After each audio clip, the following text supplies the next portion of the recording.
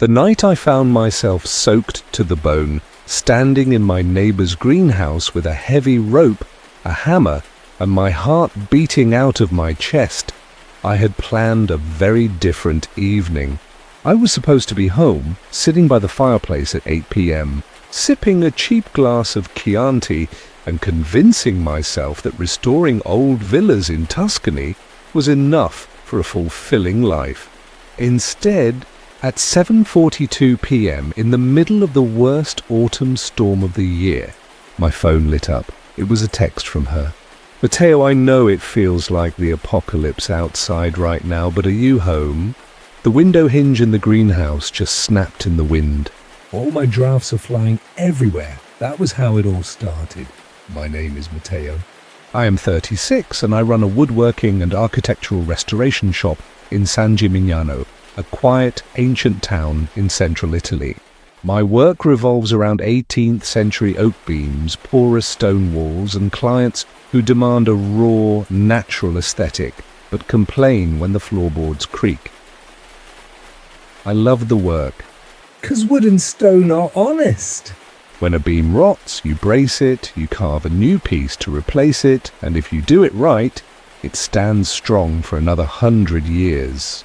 People are not like that, especially not after my divorce 4 years ago." By now I had grown accustomed to a life that was neat, disciplined, and perhaps a little too quiet. I worked to the point of exhaustion. I walked my dog through the olive groves every dawn. I kept my chisels organized strictly by size. I told myself I preferred the safety of solitude over the risks of attachment. Then, Elena bought the ivy-covered stone house next door, and the definition of safety suddenly became a clumsy lie.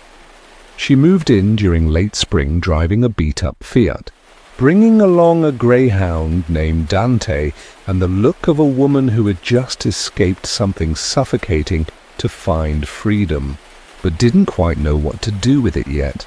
Elena was 33, a botanical illustrator and writer from Milan. She had curly hair that was always hastily pinned up with a paintbrush, ink-stained fingers, and a pair of eyes that made you feel like any attempt at lying would be completely useless. She wasn't loud, but she was intense. The first week, I helped her carry massive terracotta pots into the backyard after she spent 15 minutes struggling with a wheelbarrow. The second week I fixed her rusted iron gate latch. After that it became a habit. She borrowed my ladder. I helped her prune the grapevines. She brought over a plate of homemade ravioli and declared it was a fair trade of goods, not flirting. I told her that if the pasta was this good, I wouldn't mind even if it was. We fell into a neighborly rhythm that seemed harmless. I knew she stayed up late to paint. She knew I often forgot to eat lunch if I was focused on carving a block of wood. She would text me things like, "Do you own a saw for emotional disasters or just for cutting wood?" So, when the distress text came through during the storm, I didn't hesitate.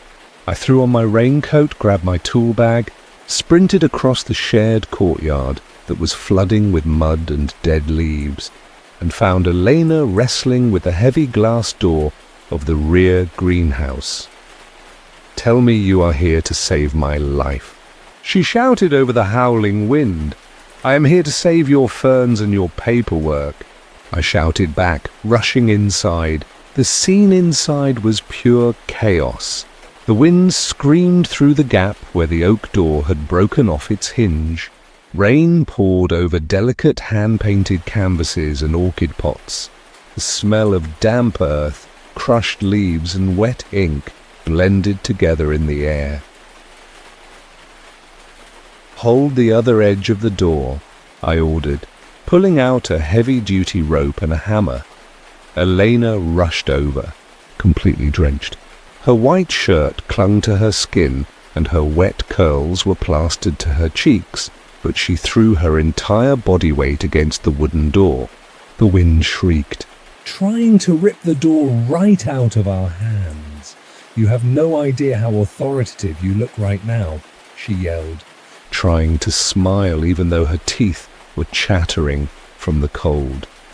That is an incredibly unwise thing to say to a guy trying to keep this door from breaking both of our noses. I yelled back, slamming my shoulder into the wood to force it into place. I am just telling the truth. That was Elena. Even in the worst situations, she had no idea how to hide her thoughts.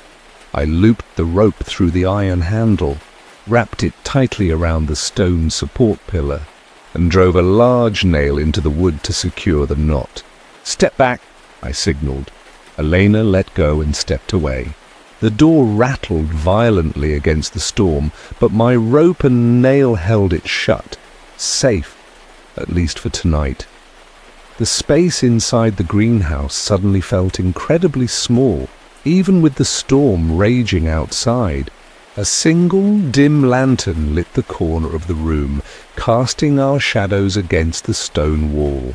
Elena stood there, panting, shivering from the cold. I stepped closer, grabbing the only dry towel left on a chair, intending to drape it over her shoulders. But as I stepped forward, I realized just how close we were, just a breath away. Close enough for me to smell orange blossoms and rainwater on her skin. Close enough that every boundary of being just neighbors completely vanished. I stopped, standing frozen like a statue, my hands gripping the edges of the towel, trying to maintain an invisible distance. Elena looked up at me. Her eyes moved from my tense hands up to my shoulders and finally locked onto my eyes. Her usual playful expression was gone. In its place was a deep, quiet scrutiny, something far more dangerous than the storm outside. She didn't step back. She took a step forward. "Matteo!" she called out softly, her voice almost lost in the rain. "What is it?" "Can I ask you something?" I swallowed hard. I should have brushed it off with a joke, but instead I said, "It depends on what you are going to ask." One corner of her mouth curled up, but her eyes were entirely serious. "Are you trying your hardest to focus on saving this room, or are you trying your hardest not to kiss me?"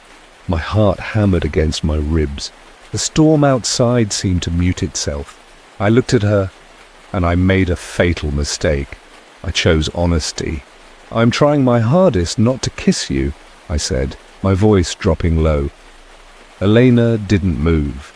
"That sounds agonizing. You cannot even imagine." She let out a soft laugh, the sound breaking the heavy, damp air. "So why not?" It was a brutally direct question. I gripped the towel tighter and let my arms fall to my sides. "Because you are my neighbor," I said slowly. "Because I really like my life the way it is. Because if I kiss you tonight, and tomorrow things go terribly wrong, I will have to watch you prune your roses every morning like some kind of torture. And most importantly," I looked deep into her eyes, "because I do not want something casual with you." The atmosphere shifted instantly. My last sentence dropped like an anchor into still water. "Not casual," she repeated. "Absolutely not." Elena took a deep breath. I had to ask, because if I didn't, I was going to lose my mind. "You fix my house, you check to see if my dog skipped a meal. You show up in the middle of a torrential storm just because of a text message. But every time we are this close," she pointed to the narrow space between us, "you pull back like you were about to break the law. Maybe I should." Elena shook her head. I just needed to know that I wasn't the only one making things up in my head. "You are not making things up," I replied. I wanted to pull her in. I wanted to throw all my damn rules away. But instead, I took a step back and draped the towel over her shoulders. "We should go to the main house. If we stay out here, you will freeze to death, or I am going to do something I will have to apologize for tomorrow." She blinked and pulled the towel tight around her neck. "You are a highly frustrating man, I know." We ran through the curtain of rain into Elena's warm kitchen. The fireplace was crackling, Unlike the chaotic greenhouse, this kitchen gave a person way too much space to overthink. She handed me another towel, then poured 2 glasses of Chianti Classico. She handed me the wine and leaned back against the marble counter. "So," she said, taking a sip, "what happens now?" I dried my wet hair.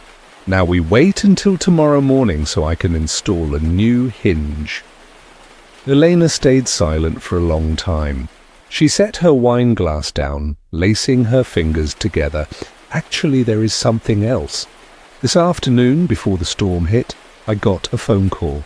I stopped drying my hair. "About what?" "A major publisher and gallery in Milan. They want me as the art director for a massive botanical conservation project." "A senior position."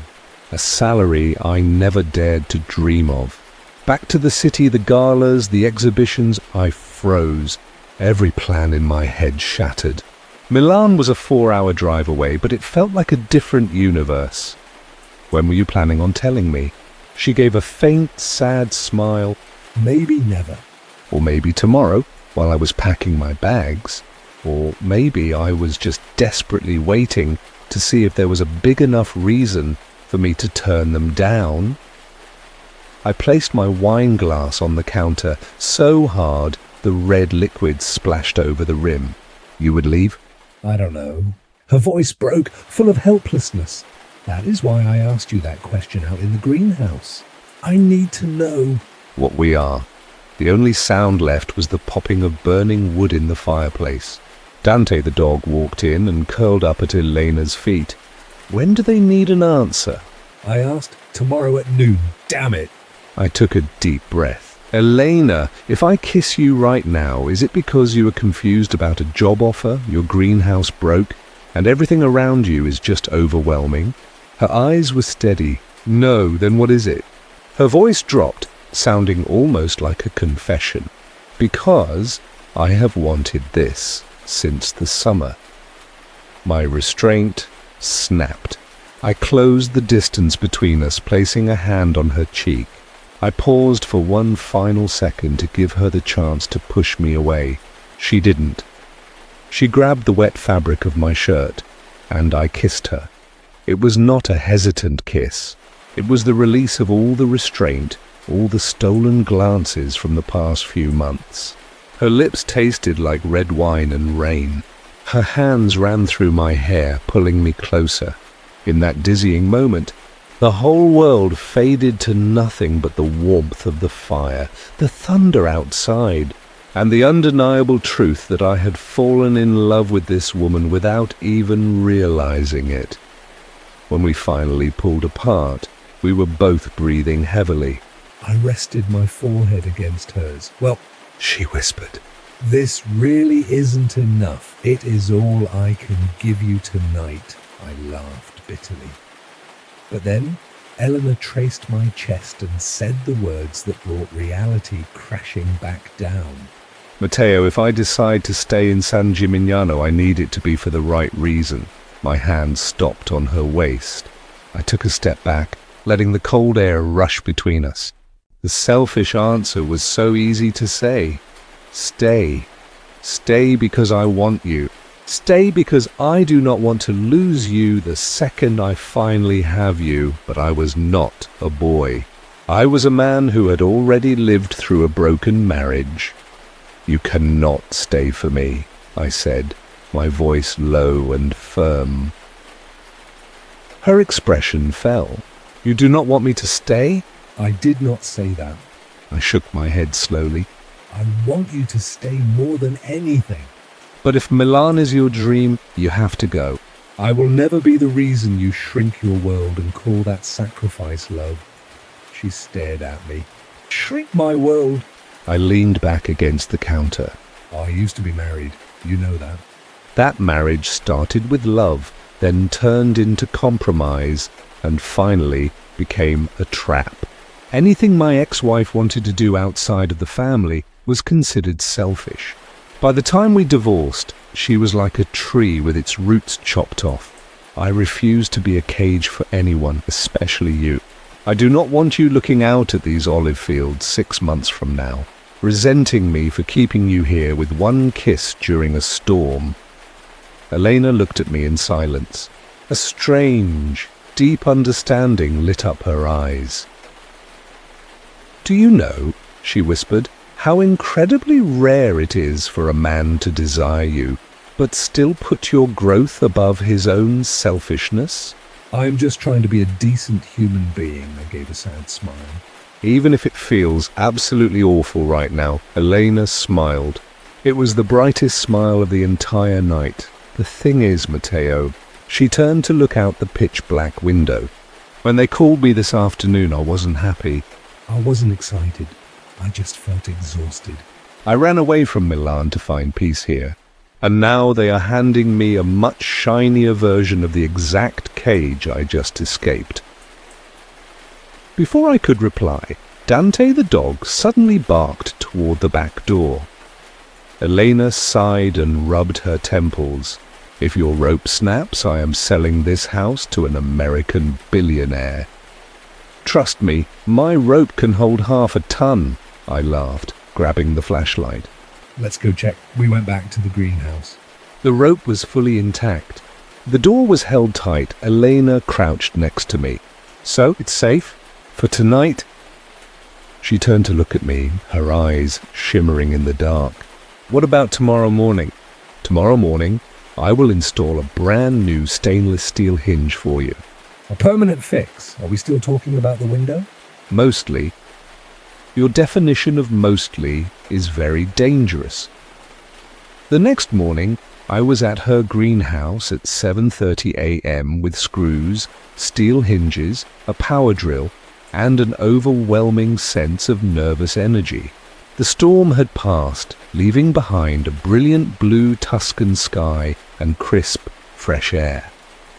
Elena walked out of the kitchen carrying 2 steaming cups of espresso. She was wearing a light wool dress, her hair flowing naturally. "Milan called back," she said. I stopped the drill. "And what did you say?" She handed me the coffee. I turned down the director position, but I offered to be a freelance consultant.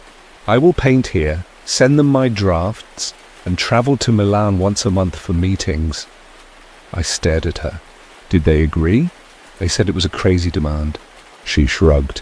But they couldn't find anyone who paints hyacinths better than I do, so they had no choice but to agree. I let out a massive breath, feeling a boulder lift off my chest. "So you are staying, I am staying." She leaned against the doorframe, not because of a kiss, not because you fix my doors, but because when I imagined having to leave the smell of the damp earth here, the quiet mornings and the freedom to just be myself. "I realized I don't need Milan anymore. I am so glad," I said, my voice turning husky. "Just glad." I dropped the drill on the ground, stepped forward, picked her up, and kissed her in the brilliant morning sunlight. I am crazy with happiness. When I set her down, she was beaming. "So, what happens now?" "Now I finish fixing this door. And when I'm done, I am taking you to Siena. A real date. No storms, no work, no home repairs." Our first date was in the Piazza del Campo in Siena. We ate wood-fired pizza and drank wine under the yellow streetlights of the old city. We talked for hours. She told me about the pressure from her family to be highly successful, and I told her about the dark corners of my divorce. For the first time, sharing my pain didn't feel like handing someone a weapon to hurt me with. It felt like picking up broken glass together. We didn't rush into moving in. That was important. That autumn we harvested olives together. Her hands were covered in oil, her nose red from the cold wind. There were days she got stressed from a lack of creative ideas, grew irritable, and pushed me away. In the past, I would have walked away in silence. But this time, I sat on her porch, patiently waited for her to calm down, and then pulled her into my arms. We learned how to argue without breaking each other. I redesigned all the bookshelves in her studio, She painted a massive canvas of an old oak tree just for me and hung it right in the middle of my wood shop. The boundary between our 2 yards slowly disappeared. Dante started sleeping at my house more than hers, usually claiming my favorite armchair as his own. 1 year after the storm, on a late Sunday afternoon, Elena was standing in my kitchen, trying to find the salt shaker. She opened the wrong drawer 3 times in a row, then put her hands on her hips and let out a long sigh. "This is ridiculous, Matteo," she said. "What is?" I asked, wiping down my chisels. "I have 2 kitchens, 2 living rooms, but only 1 life." "It is a complete waste of square footage." I laughed and put my tools down. "So how do you want to solve this zoning issue?" I am moving in here, or you are moving in with me. Pick one. The next month, she officially moved into my house. The cold stone home of a bachelor woodworker was suddenly filled with the colours of her paintings, the scent of orange blossoms and the sound of laughter. Even now, occasionally on nights with heavy rain, when the wind howls through the olive groves and the old house creaks, Elena will curl up under the blankets, rest her head on my chest, look up and ask, "Matteo, do you remember that night and how hard you tried not to kiss me?" I will hold her tighter, kiss her curly hair and reply, "I tried incredibly hard," and she will smile. Because we both know that my failure to hold back that night was the greatest victory of my entire life.